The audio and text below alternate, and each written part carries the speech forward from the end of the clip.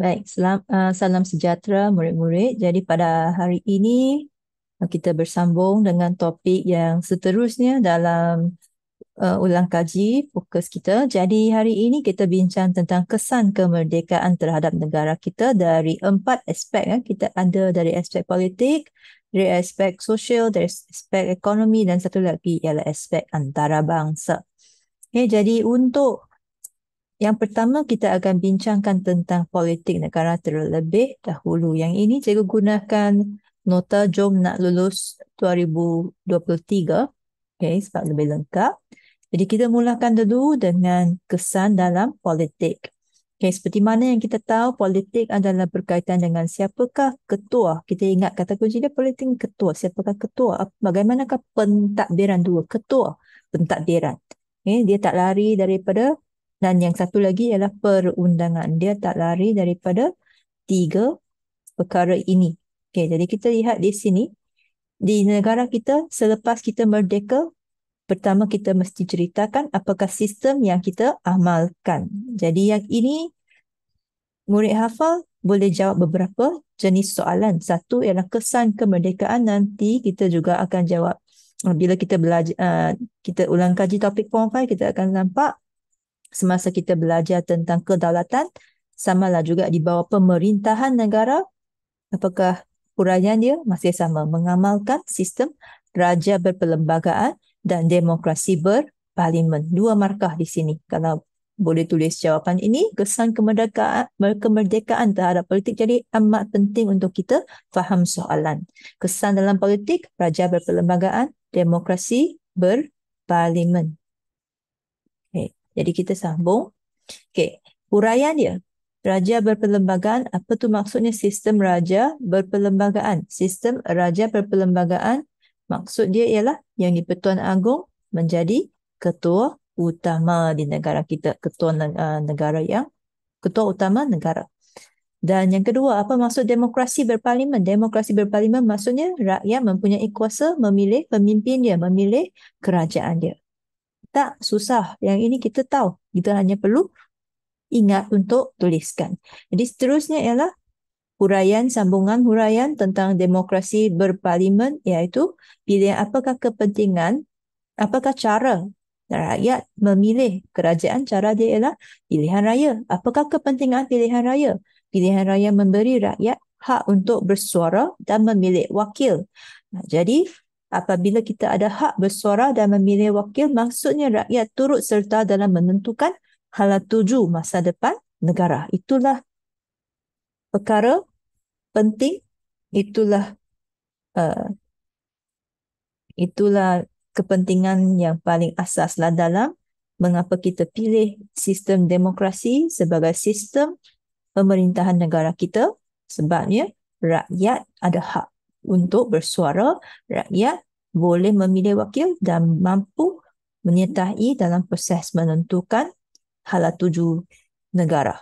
Seterusnya kita lihat dari segi undang-undang. Apabila kita sudah merdeka, maka kita tidak lagilah bergantung kepada British untuk dalam proses menggubal undang-undang, tetapi kita ada parlimen, di mana parlimen ini pun tadi kan kita rakyat memilih wakil, wakil akan menjadi wakil rakyat dalam parlimen, dan parlimen ini berkuasa untuk menggubal undang-undang di persekutuan. Manakala di peringkat negeri pula, Dewan Undangan Negeri DUN adalah berkuasa menggubal undang-undang. Baik. Dengan itu, kita dah selesai bahagian politik. Kita pergi kepada bahagian antarabangsa. Jadi, kita juga ada kesan pada peringkat antarabangsa bila kita merdeka, sebab dunia sekarang ni globalisasi telah berlaku. Jadi, disebabkan kita ada dunia hari ini, kalau banding dengan dunia pada zaman dahulu, kita lebih terikat bersama-sama disebabkan kemudahan kita berhubung antara satu sama lain, sama ada melalui internet dan dengan keadaan pengangkutan yang dah sangat canggih, dan banyak kemudahan yang ada, kita boleh berhubung dengan lebih mudah walaupun di negara yang berlainan. Oleh itu, apabila negara kita merdeka, itu membawa kesan kepada negara-negara di dunia ini juga. Jadi yang pertama, dasar luar kita mampu, bila kita merdeka, kita dapat mengukuhkan dasar luar kita sendirilah apabila kita tubuhkan Kementerian Luar. Dan Menteri Luar, mereka lah yang uruskan, yang tentukan dasar luar kita. Dasar luar maksudnya maksudnya rancangan arah hala tuju sesebuah negara dalam menjalinkan hubungan luar dengan negara lain. Jadi kita bebaslah menentukan hubungan luar kita dengan sama ada kita nak berkawan, dalam erti kata lain menjalinkan hubungan tu macam kita berkawan lah dalam konteks individu, tapi konteks negara kita tak sebut berkawan, kita sebut menjalinkan hubungan. Jadi kita bebas untuk menjalinkan hubungan dengan negara-negara lain. Jadi selepas kita merdeka, kita mula menjalinkan hubungan dengan negara Indonesia, India, New Zealand, Mesir dan Jepun. Negara kita juga selepas kita merdeka, kita menyertai pertubuhan Commonwealth. Apa itu pertubuhan Commonwealth? Pertubuhan sukarela yang dianggotai oleh negara merdeka yang pernah dijajah oleh British. Okay? Jadi, dalam negara ini, bila kita menyertai negara ini, kita boleh saling menyokong lah. Dalam negara kita boleh bekerjasama lah dengan anggota negara lain yang pernah dijajah oleh British. Okay. Dan seterusnya, Tunku ingin mengekalkan hubungan baik dengan Britain dan Commonwealth, maka kita menyertai blok sterling, di mana apabila kita menjalankan hubungan perdagangan dengan negara lain, kita akan menggunakan pound. Maksudnya mata wang Britain lah masa kita baru merdeka. Tapi pada hari ini, kita tumpukan mata wang yang digunakan untuk perdagangan luar, mata wang ringgit. Bukan lagi pound ataupun duit Amerika, dolar Amerika. Jadi itulah perubahan mengikut perkembangan semasa. Jadi masa kita merdeka, kita pro barat. Negara kita, dasar luar kita pro barat. Maksudnya kita masih nak kekalkan hubungan baik dengan Britain. Dan seterusnya ialah di sini bukannya bermaksud sekarang kita tak ada hubungan baik dengan barat, tetapi hanya fokus dia lain. Masa tu memang itu fokus dia. So memang nampak sangatlah apa yang kita buat semua memang cuba nak berbaik-baik dengan British sebab baru merdeka. Okay, hanya tahap dia lain. Sekarang masih hubungan baik tapi tahap dia masa tu lebih tinggi, sekarang sederhana. Okay, jadi seterusnya kepada yang terakhir ialah apabila kita merdeka, maksudnya tambahlah sebuah lagi negara yang diiktiraf sebagai negara, diiktiraf oleh Pertubuhan Bangsa-Bangsa Bersatu sebagai negara merdeka dan berdaulat. Kita adalah negara ke-82 yang diiktiraf oleh PBB sebagai negara merdeka, dan pada masa yang sama kita juga terlibat dalam misi pengaman PBB ke Kongo. Maksudnya ini ialah PBB mengiktiraf negara kita dan kemampuan kita untuk menyertai misi untuk menyelesaikan konflik antara bangsa kita. Maksudnya dia nampak kita berkebolehan. Negara kita bukan negara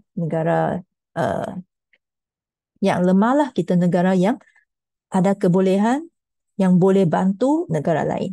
Okay. Seterusnya ialah kesan kemerdekaan dalam bidang ekonomi. Jadi dalam bidang ekonomi kita ada usaha dalam mempelbagaikan keluaran pertanian. Okay, keluaran pertanian. Jadi di sini mengapa kita nak mempelbagaikan keluaran pertanian? Sebabnya salah satu ialah negara kita sangat bergantung kepada getah. Hanya satu jenis saja tak cukup lah. Kena pelbagaikan. Jadi apabila getah itu jualan dia menurun, at least sekurang-kurangnya kita ada pertanian, kita boleh jual hasil pertanian lain untuk mendapatkan duit lah, untuk meningkatkan pendapatan negara dan tidak semata-matanya hanya bergantung kepada satu, iaitu getah. Dan yang kedua, negara kita juga usaha menambahkan peluang pekerjaan dan mengurangkan kadar kemiskinan. Jadi kita juga cuba menubuhkan Felda. Felda ini adalah sebuah agensi yang tertumpu dalam memajukan tanah baharu secara besar-besaran. Dan akhirnya pada masa yang sama Felda juga menumpukanlah kepada pembangunan apa pembangunan di bahagian luar bandar, okay? Dan dia dalam proses ini juga menggalakkan rakyat di luar bandar untuk berpindah ke kawasan bandar. Okay. Jadi membantu integrasilah luar bandar dengan bandar. Dan kemudiannya ialah institusi kewangan tempatan, iaitu juga ada penubuhan bank seperti Bank Negara, Malay National Bank, Bank Kuang Yi, okay, pelbagai bank lah. Ini adalah tujuannya untuk menstabilkan kewangan negara. Dan akhir sekali, rancangan buku merah, iaitu sebuah rancangan yang dijalankan untuk memajukan kemudahan asas kita lah. Okay? Untuk menyediakan terutamanya di kawasan luar bandar, kemudahan asas ni contohnya bekalan elektrik, bekalan air. Tetapi walaupun kita ada usaha, sebenarnya usaha itu ada ditemui pelbagai cabaran dan halangan lah apabila kita kekurangan peruntukan ataupun duit untuk menjalankan program tertentu. Okay? Dan akhir sekali dalam bidang sosial, kita ada bidang sosial. Bila kita dengan sosial, kita kena tahu adalah berkaitan dengan bahasa, berkaitan dengan pendidikan. Jadi dalam bidang sosial ini, kerajaan dia mengeluarkan satu penyata raman talik, penyata pelajaran baru untuk kaji semula penyata yang sudah dibuat pada tahun 1956 sebelum merdeka. Selepas merdeka ada penyata raman talik kaji semula, dan apabila penyata raman talik keluarkan laporan dia nak jadikan bahasa Melayu bahasa kebangsaan. Okay. Jadi apabila bahasa Melayu dijadikan bahasa kebangsaan, okay, terdapat penubuhan dan sebenarnya ini dimaktubkan dalam perlembagaan kita lah. Maksudnya dia dimasukkan dalam perlembagaan sebagai bahasa kebangsaan secara rasmi, maka ditubuhkan Dewan Pasar dan Pustaka untuk mengukuhkan kedudukan bahasa Melayu. Dan Jabatan Penerangan pula ditubuhkan untuk menyampaikan maklumat lah dalam dan luar negara kepada rakyat lah, supaya rakyat jelas apa yang sedang berlaku di negara kita. Okay, pada masa yang sama, apabila kita nak majukan pendidikan sama juga dengan ekonomi, kita mesti ada kemudahan asas seperti sekolah, okay, dan infrastruktur. Dan ini pendidikan juga adalah merupakan satu alat yang penting untuk rapatkanlah jurang antara penduduk bandar dan luar bandar. Okay. Jadi itulah dari segi sosial, usahanya menyediakan kemudahan asas dan infrastruktur, merapatkan jurang antara penduduk bandar dan luar bandar, okay, dan berkaitan dengan pendidikan lah. Okay, jadi itu sahaja isi penting tentang kesan kemerdekaan. Sekarang kita pergi kepada soalan. Okay, apakah kesan kemerdekaan ke atas pentadbiran negara kita? Maksud dia politik lah, pentadbiran. Berkaitan dengan politik negara kita, jadi kita kena ceritakan dalam apakah sistem yang diamalkan di negara kita dan ceritakan tentang sistem tersebut. Jadi senang sangat yang ini. Kesan kemerdekaan ke atas pentadbiran negara kita ialah kita mengamalkan apa tu? Dua sistem tu. Yang wajib ingatlah, sistem tu ialah sistem. Kenapa lah jatuh ke bawah? Okey, cantik. Mengamalkan sistem apa tu? Demokrasi raja dululah. Kita letak raja, berperlembagaan dan demokrasi berparlimen. Okay. Jadi hmm,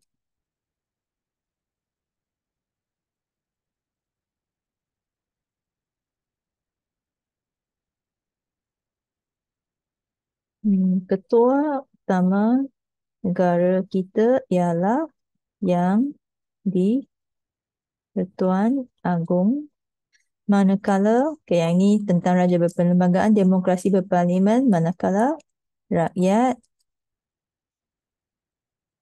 boleh memilih kerajaan. Ini untuk demokrasi berparlimen. Habis. Jadi, kita dalam nak tambah lagi, kita boleh ceritakan lah. Selain itu, satu lagi lah, 5. Selain itu, parlimen menggubal undang-undang dalam persekutuan. Habis. 5. So, 4 maka terdapat. Seterusnya kita pergi kepada B. B ialah terangkan usaha-usaha kerajaan membangunkan ekonomi negara selepas kemerdekaan. Jadi, apakah usaha yang kerajaan lakukan dalam bidang ekonomi? Okay. Yes. Baik, kita sambung ke bawah. Jadi B, usaha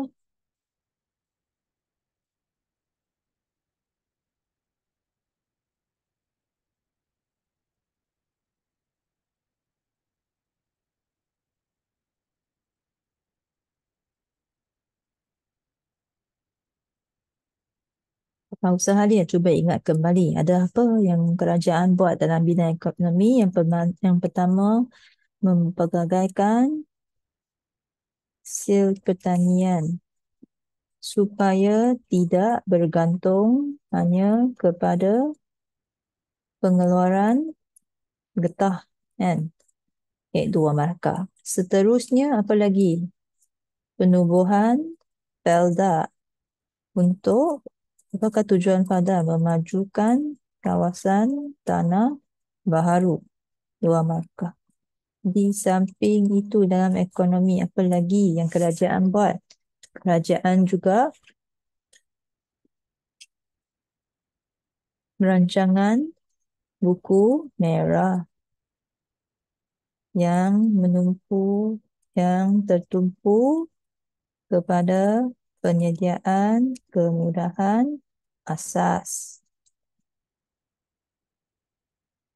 Akhirnya, apa lagi? Ada 2 lah. Kalau kita nak pilih uh,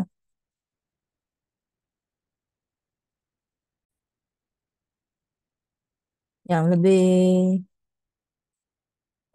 spesifik, kita boleh pilih institusi kewangan tempatan ditubuhkan seperti Bank Negara. Okay, baik. Jadi dapatlah 8 markah. Di samping itu, meningkatkan peluang pekerjaan. Okay, ini yang mengurangkan kadar kemiskinan, meningkatkan peluang pekerjaan. Jadi, inilah dia usaha dalam ekonomi negara selepas merdeka. Okay, jadi teringatlah beberapa kemudahan asas. Felda, tanah lah. Lepas itu pertanian. Lepas itu kewangan. Okay, dan kewangan ni juga boleh berikan untuk menstabilkan kewangan negara. Baik, habis. Jadi, kita sambung kepada kebat. Untuk kebat, mungkin tak cukup ruangan di sini. Jadi, cikgu akan kita delete dulu jawapan terdahulu. Kita tengok soalan C. Jelaskan maklumat yang terdapat dalam poster. Dan bagaimanakah anda boleh membantu menjayakan cadangan-cadangan tersebut? Okay, jadi dia nak cara dan dia nak kamu ambil isi daripada poster. Jadi maklumat yang terdapat dalam poster ialah apa yang ada dalam poster, kita cuba lihat. Cadangan solusi pembangunan sosial, iaitu menambah baik program latihan khidmat negara dan memperkasa, ni senang sekali saja, memperkasa NGO, kan? NGO. Selain itu, tapi ingat masih ikut peraturan yang sama. Jangan koma-koma, jangan sama dengan koma-koma. Kita kena asingkan jawapan, gunakan penanda wacana, gunakan kata hubung. Selain itu, cadangan lain ialah adalah seperti menggiatkan program keharmonian keluarga dan menguatkuasakan undang-undang pemeliharaan sosial. Baik, siap. Untuk bahagian pertama. Bahagian kedua, anda jadi saya boleh membantu menjayakan cadangan tersebut dengan apa? Kita boleh buat apa? Okey. Jadi sebagai seorang rakyat, kita boleh menjayakan cadangan tersebut dengan menyebar maklumat kan di okey, stop.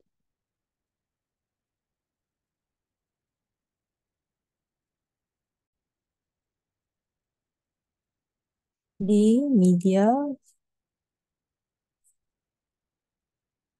masa seperti sekarang suka Instagram dan Instagram supaya rakyat orang ramai mengetahui dan dan menyokong pelaksanaan program tersebut. Selain itu, apa lagi yang kamu boleh buat? Yang ini sebab dia adalah rancangan sosial. Jadi kita fikirkan solusi dalam aspek sosial. Jadi sosial ini salah satunya ialah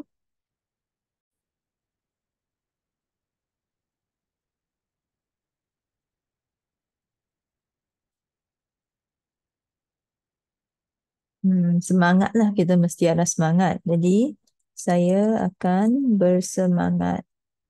Saya akan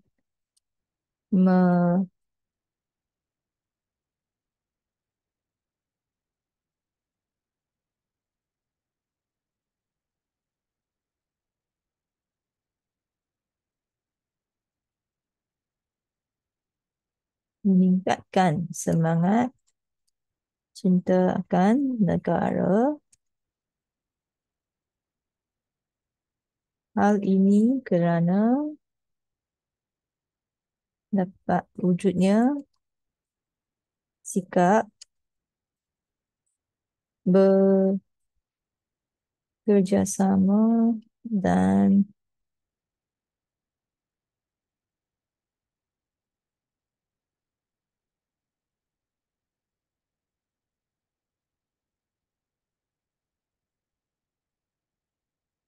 dapat mematuhi undang-undang negara. Ni bila dalam diri saya ada semangat cinta akan negara, maka saya akan ada sikap nak bekerjasama lah dan mematuhi undang-undang negara. Okay. Jadi contohnya,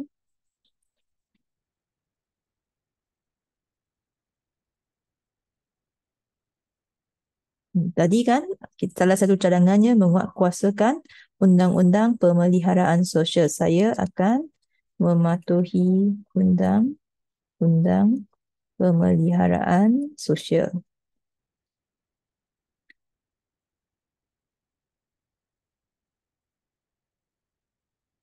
Sok itu tak terbalik ya, tak apa, kita boleh je yang oh itu di sini oleh itu hmm,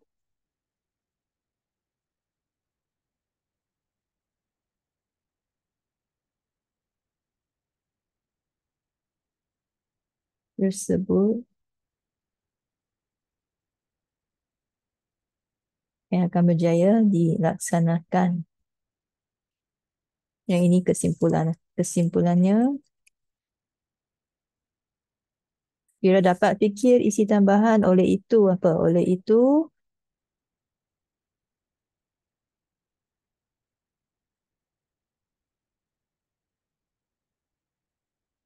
apabila kita mematuhi undang-undang, oleh itu apa? Oleh itu,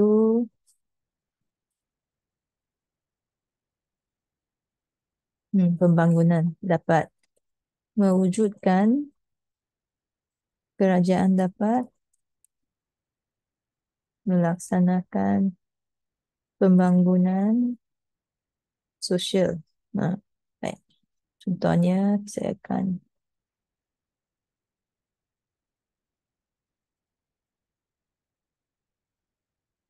di sini kita boleh tambahlah berusaha meningkatkan semangat cinta akan negara. Hal ini kerana wujudnya sikap kerjasama dan dapat mematuhi undang-undang negara.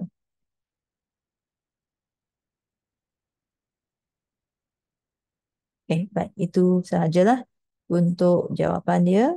Jadi, untuk hebat ini sebenarnya dia agak terbuka lah. Jadi, kita tulis sahaja apa yang terlintas dalam minda kita. Kita boleh tulis sahajalah apa-apa yang terlintas dalam minda. Jangan risau. Bila ada logik dia, ada munasabah dia akan diberikan markah lah. Jadi jangan kita disebabkan ragu-ragu kita tak tulis. Tulis sahaja apa-apa jawapan yang ada. Jadi itu sahaja untuk hari ini. Semoga dapat membantu. Baik, sekian. Terima kasih.